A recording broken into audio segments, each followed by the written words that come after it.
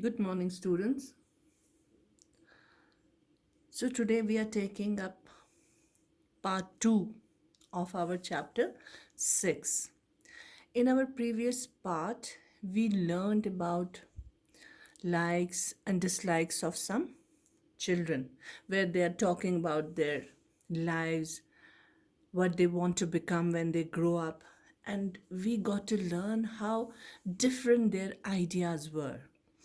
One of them wanted to become a seed collector, and another wanted to become the Prime Minister of India. This is how their likes, dislikes, and goals varied in life. So, here in the next part, we are talking about multiple intelligences. Who I am? It is a question we all ask at some time in our lives. It is an especially critical question for children who are in the age group of 14 to 16 or 18, we can say. Because that is the time they have to search for answers what we want to become in life. And as we search for answers, we begin to define ourselves. How is our identity formed? So, to what extent are we defined by our talents and interests? That is how, when the child discovers about his likes, those traits are quite strong in him or her, and plus, there is some pressure on him because he has to make his life. It is the time when he has to choose for his life. So these are the answers he keeps on searching. And this chapter throws light on who we are. Like in the previous part, we learned about how each one of us is different from the other, and we must learn to respect those differences. That is what makes everyone special. All of us are skilled and talented in some way.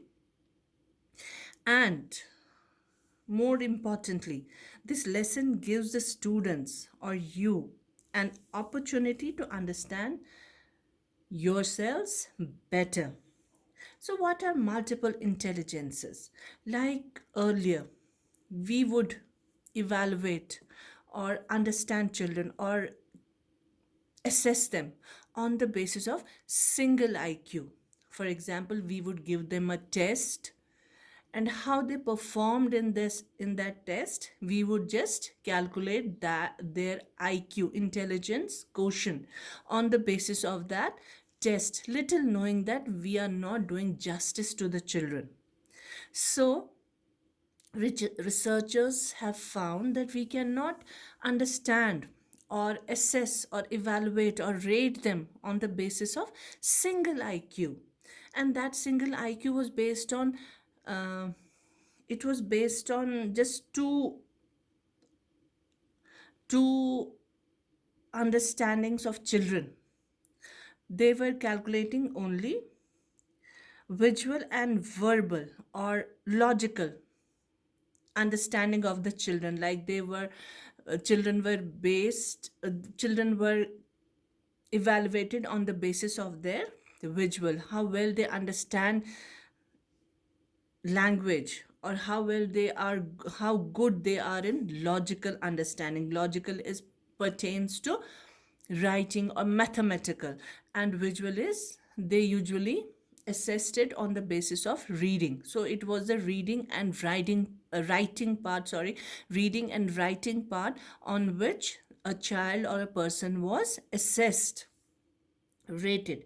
But now researchers have found that intelligences, every person has seven, eight, or even nine kinds of different intelligences. It's not that we can be good in reading or we can be good in writing only, we can be good at something else also. So intelligence can be differentiated into eight kinds.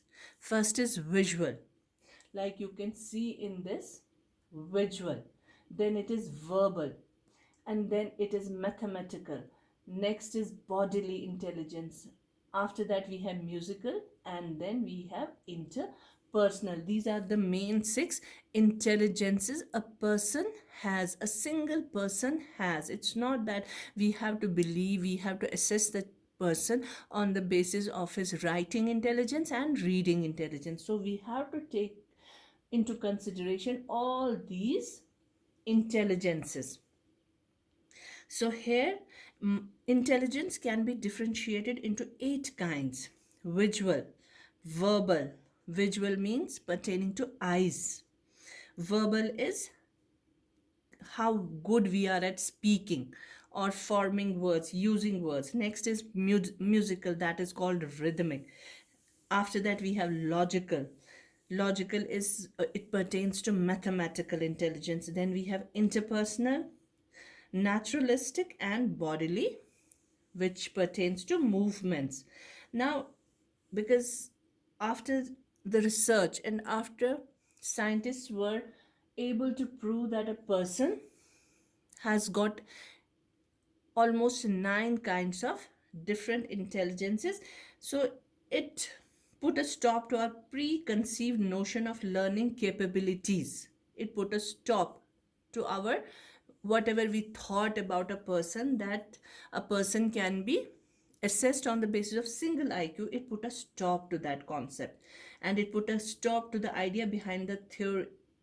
It put a stop behind the theory of single IQ, the concept of single IQ, and the idea of multiple intelligence came into being. And we got to know that because of this multiple intelligences, people can learn in a variety of ways.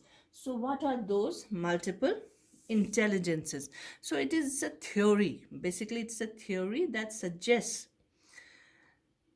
that human intelligence can be differentiated into eight intelligences or eight kinds, which I already told you about. It can be visual, verbal, logical or mathematical, bodily. Next is musical and interpersonal.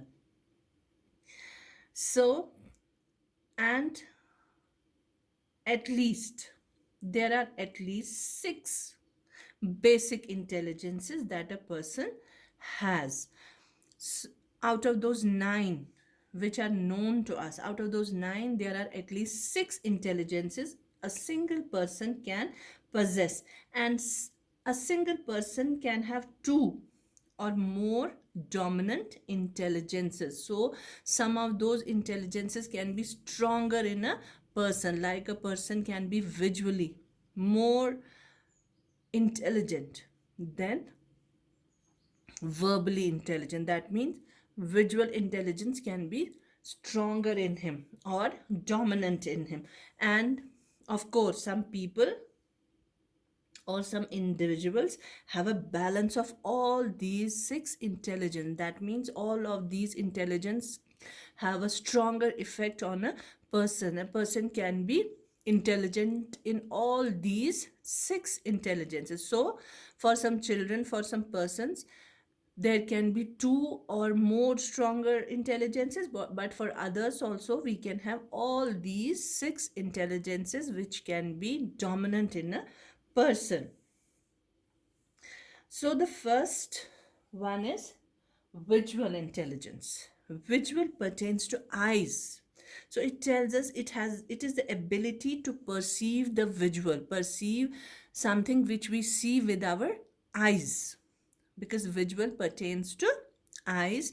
So it is an intelligence where we perceive, where we understand things to through eyes or vision. And these learners tend to think in pictures and need to create vivid mental images to retain information. They enjoy looking at maps, charts, pictures, videos, and movies. And next, we have verbal intelligence, or it can be language intelligence. To understand it better, verbal means when we understand by language. So it is the ability to use words and languages.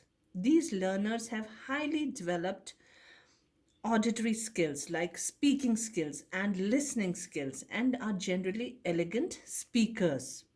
They think in words rather than pictures. So, first, we can be visual, where a child or a person understands better through pictures and creates mental image of whatever he has learned. And another is verbal or linguistic, pertaining to language, where a person has the ability, has the special talent of using his verbal or language. He can use his words beautifully. They can be good speakers. So next is mathematical intelligence. As mathematical word tells us what it should be consisting of. So mathematical is logical, ability to use reason, logic, and numbers. So that is why some people are good at writing or in language or in speaking, whereas some are good at mathematics. These learners, these mathematically intelligent people think conceptually in, so they have got this mathematical concept or logical concept and numerical pertaining to numbers, patterns, making connections between pieces of information. They're always curious about the world around them. These learners ask lots of questions and like to do experiments. So this is what was about the mathematically intelligent people. Now next are bodily intelligent, and who all have bodily intelligence. They are the people who have ability to control body movements and handle objects skillfully. That is why some are good at dancing, whereas some others are just born with two left feet, those who cannot dance well. These learners express themselves through movement. They have a good sense of balance and eye hand coordination. For example, ball play, balancing beams, and dancing also. Through interacting with the space around them, they are able to remember and process information. Now, next is musical intelligence. In musical intelligence, the person has ability to produce and appreciate music. These musically inclined learners think in sounds, rhythms, and patterns. They immediately respond to music, and they immediately respond to music, either appreciating or criticizing what they hear. So they, because they know about music, they can understand music, so they can appreciate as well as criticize also. Many of these learners are extremely sensitive to environmental sounds. For example, they can at once identify the sounds, even of insects like crickets. They can identify whether it is the sound of a bell or some other musical instrument, or dripping of taps, even the dripping of taps. Now, last is interpersonal intelligence. In interpersonal intelligence, people have the ability to relate and understand others. These learners try to see things from other people's point of view in order to understand how they think and feel. They often have an ability to sense feelings, intentions, and motivations. When others speak to them, they can at once identify what the other person is trying to tell us. So they can even have empathy.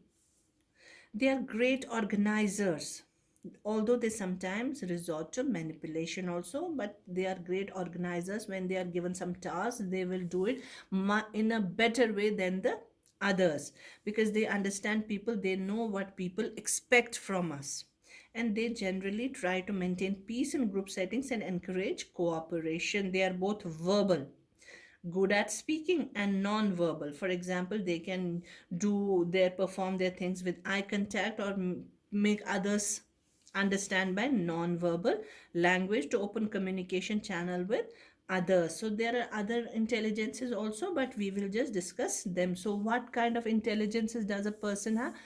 A single person can have at least six kinds of intelligences. At least six kinds of intelligence. They are visual, verbal, mathematical, then we have bodily, next is musical, and last is interpersonal. So all of a person can be intelligent in all these kinds, in all these a person can possess all these intelligences together and balance them beautifully, balance them very nicely. Why, where some people, they can have two or three dominant intelligences. So our old way of thinking that a person can be intelligent by assessing his verbal or writing part, reading and writing part, and calculating the intelligence of a person on the basis of that single IQ is over now. We cannot judge or assess a person on the basis of single IQ. But you see, traditionally, like in some schools, predominantly in schools, we have emphasized the development of logical and linguistic, only mathematical and verbal intelligence, mainly reading and writing. While many students function well in this environment, but there are those who do not. So that is why they feel suppressed. Some people can be good at this verbal or linguistic or logical intelligence, whereas some people cannot be intelligent in those fields. So they feel suppressed. Some theories argue, this researchers have given us some theories that argue that students will be better served by a broader vision of education, wherein teachers use different methodologies, exercises and activities to reach all students, not just those who excel at linguistic and logical intelligence.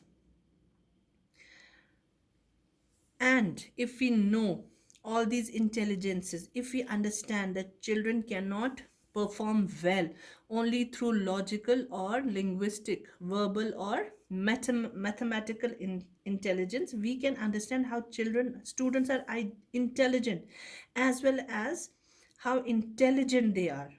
Knowing which students have the potential for strong personal intelligence, for example, will help create opportunities where the strength can be fostered in others. It can be transferred to others. However, multiple intelligence theory is not intended to provide teachers with new IQ like labels for their students. That means we do not have to rate them on the basis of IQ. We should let them perform using all these intelligences, and we should set up such ways of teaching that the children prosper in them, flourish in them. We should not suppress them. It is not, these are not the times where we can rate children on the basis of single IQ, because students approach understanding, we have now understood that they understand from different angles, whether it can be visually or linguistically. So we can give them opportunities to perform better by way of motivating them through and tapping their potential on the basis of their multiple intelligences. So this is what this part of the chapter is telling us, that do not understand or do not assess or evaluate, rate a child on the basis of single IQ. And we should just try to change our ways of teaching. We cannot always provide them opportunities only for writing and reading. We should provide them opportunities so that their hidden potentials come out. They identify their talents and how they can perform better. if we if we understand what kind of intelligences they possess, or which kind of intelligence is stronger in a person. That is why some students perform well in the exams, whereas some feel suppressed because we do not reach out to them. So this is what this, though times have changed a lot, we know, otherwise I can tell you about myself. Just some 5 or 6 years back, I didn't know that these things also exist. So times have changed, we know it, and we can, and it is better for us to change. Try to understand the child or a person better. Just don't try to judge a person on the basis of marks he's securing, just because our education system is providing him or her opportunities for scoring marks. So that is why we have to change, and we have to understand children, and you cannot rate yourself just because you have not scored good marks. So it is us, it is the system which is not providing you opportunity to perform better. So that was all about the introduction of the chapter. Now we will take up the text of the chapter in our next video.